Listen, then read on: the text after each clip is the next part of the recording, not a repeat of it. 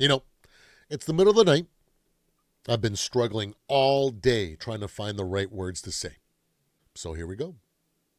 What a game against the Ravens, huh? We saw a little bit of everything today.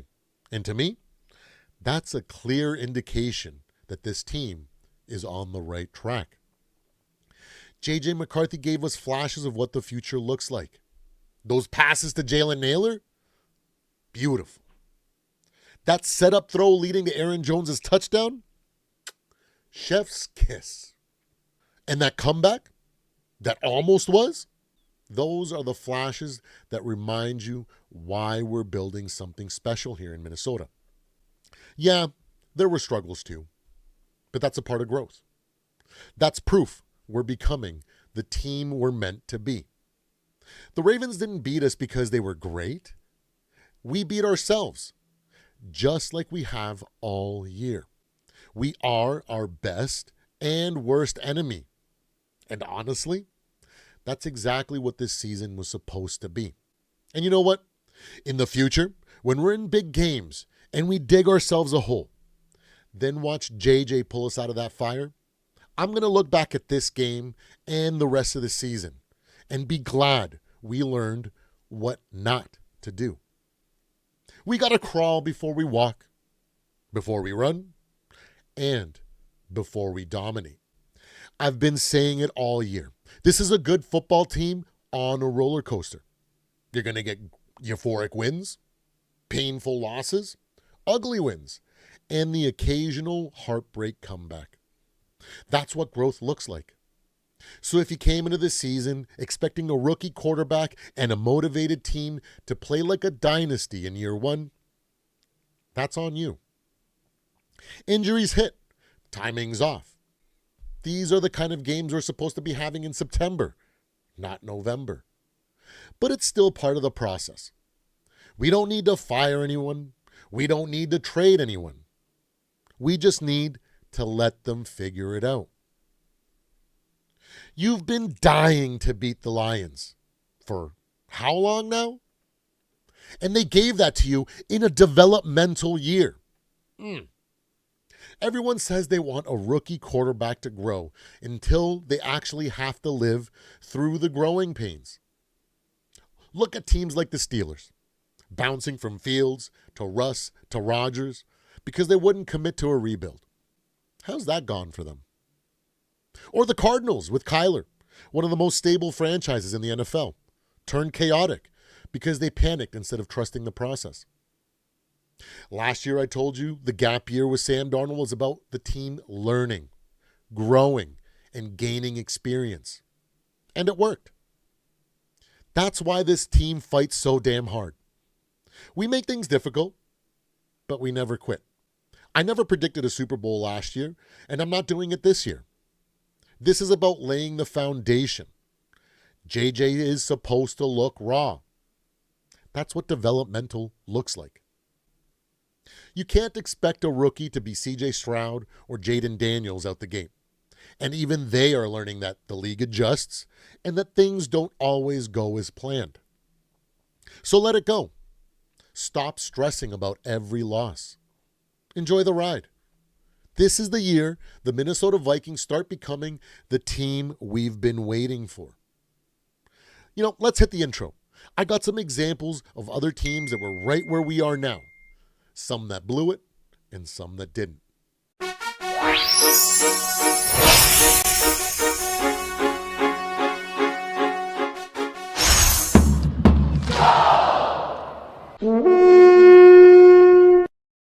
Before we dive deep, I want to take you down memory lane. When the Bills drafted Josh Allen, fans booed. Some even said, why not Josh Rosen? Fans said, this guy's a bust, worst pick in the draft. Fast forward to now, Vikings fans are doing the same thing with JJ McCarthy. Let's talk about it. When the Buffalo Bills drafted Josh Allen, people lost their minds. He was called the most inaccurate quarterback in the draft, a project, a mistake, a reach. ESPN called him the ultimate boom or bust. Football Outsiders literally predicted him to fail. And yeah, His rookie year wasn't pretty. It looked rough even. 52% completion rate, wild throws, turnovers, ugly interceptions. But here's the thing. In 2018, he was raw. In 2019, he was better. In 2020, he was elite. And now, he's MVP caliber. And I keep asking myself this question. What if the Bills had reacted the way Vikings fans are reacting now? What if they'd quit too early? Patience is only hard when you don't understand what growth looks like. Every fan base says they want to rebuild until it feels like one. We say, be patient. But the second we see a rookie make a mistake, the same people start screaming bust. Fire the coach. Fire everybody. Trade everybody away. Similar to what's going on right now. The noise drowns out progress. And then impatience becomes the culture. We destroy what we're trying to build before it even takes shape. Let me give you some historical perspective, because this story has played out over and over again. Russell Wilson, a third-round pick. He was deemed too short. A game manager. 3,100 yards, 26 touchdowns, but no one trusted him early. He just needed a team and a fan base to believe in him. Joe Flacco, 14 touchdowns, 12 picks as a rookie. People said he was just carried by the defense. 5 years later, Super Bowl MVP. Andy Dalton, 20 touchdowns, 13 picks, 2 playoff losses.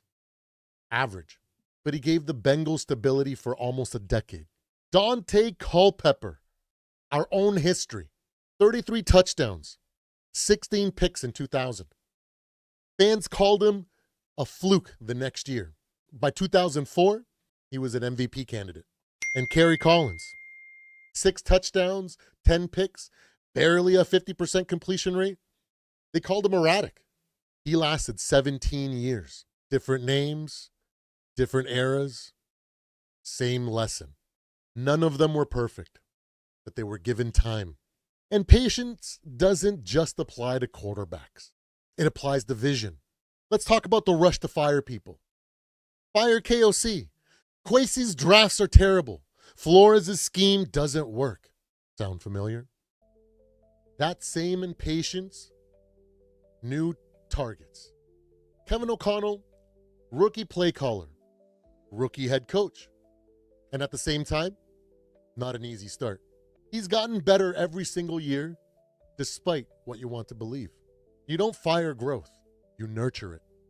Kwesi Adolfo-Mensah. He's not your cookie cutter GM. He's not supposed to be. We hired him because he thinks differently. Now fans are mad because he's thinking differently. Brian Flores, a pioneer. When he took over, our defense was projected to be bottom 5 in the league. Year 1, he made us at the middle. He brought us up to middle of the pack. Year 2, top 10. Year 3, top 5. And people still complain about the holes in the scheme. Show me one defense in NFL history that didn't have holes. Even the 85 Bears gave up plays. Dominance isn't about having no weaknesses. It's about believing in your system long enough for potential to be realized. When Billy Beane took the Oakland A's and introduced Moneyball, the media laughed. The fans hated it. They looked mediocre at times until they went on a 20-game winning streak and changed baseball forever. I think to myself, what if they'd fired Billy Beane before that streak? Would we even be talking about analytics today? And it got me thinking. Documentaries about dynasties always start after it works. They gloss over the struggle, the doubt, the ugly years. Right now, we're living in those years. We're in the part of the story that never makes the highlight reel. The question is, do you want to throw it all away and be left with a what if? Or do you want to stay around long enough to see how it turns out? Because not every team stayed patient. Some couldn't handle the noise. Let's talk about what happens when you don't have patience. In 2018, the Arizona Cardinals drafted Josh Rosen 10th overall. He was raw, talented, and had 1 year to figure it out. Before he could even unpack, they fired the staff and then moved on to Kyler Murray. They committed everything to Kyler. New coaches, new receivers, star receivers now, massive extensions. And now, that fan base is miserable. They cheer louder when Jacoby Brissett plays this year because they feel like they actually have a chance at winning a football game with their backup over their top draft pick in Kyler Murray. That's what happens when a franchise trades patience for panic. You lose twice. Once you abandon your process, and then again when you realize the shortcut didn't work. The Cardinals didn't just lose Josh Rosen. They lost their direction. They turned impatience into identity. So before we call for the next quarterback, the next coach, the next rebuild, ask yourself, do you really want to become what the Cardinals have become? Because every time we hit reset too soon, we're not fixing the problem. We're repeating it. So who's to blame? The GM, the coach, the rookie? Maybe it's us. Maybe it's the fan who mistakes frustration for failure, who demands a finished product before the paint even dries. If we keep tearing down every rebuild before it blooms, we'll never know what it could have become. Take a look in the mirror. Because if you want this franchise to finally change, we've got to change first. Every championship story began with doubt. The Bills had theirs. The Chiefs had theirs. Even the Patriots had theirs. Now it's our turn. The rain is always hardest before it breaks. The night is always darkest before dawn. And maybe, just maybe, this is our dawn, if we let it happen.